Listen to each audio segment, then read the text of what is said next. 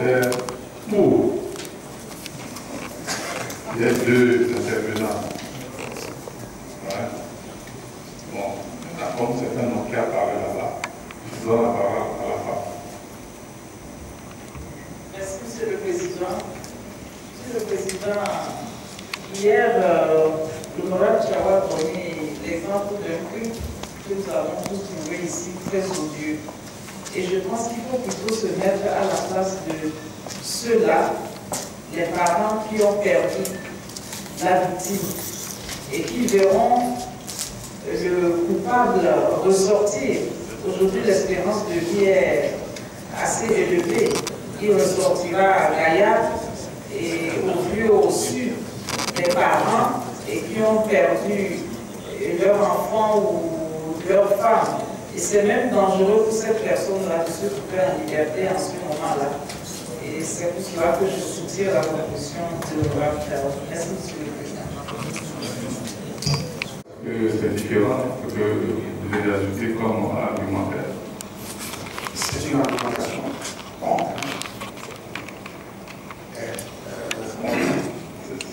C'est très simple pour moi.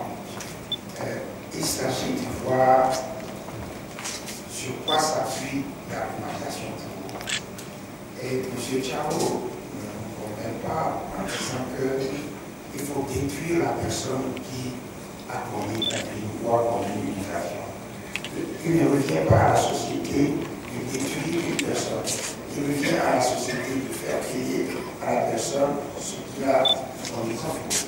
Il ne revient pas à la société de faire la même chose que ce qu'on reproche à la personne qui a commis le crime.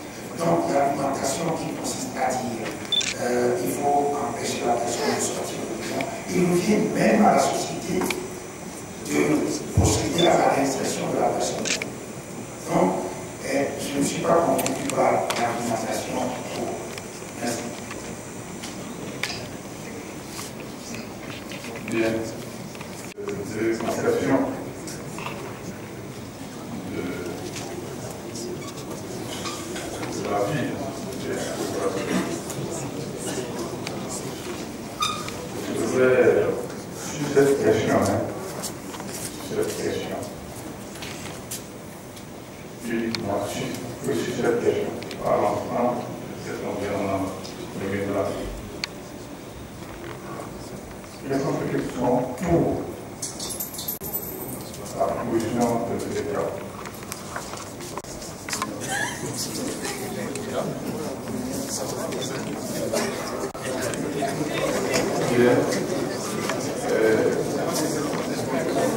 Bien casser les bras. Donc, nettement minoritaire. Donc, la première a donné sa réponse.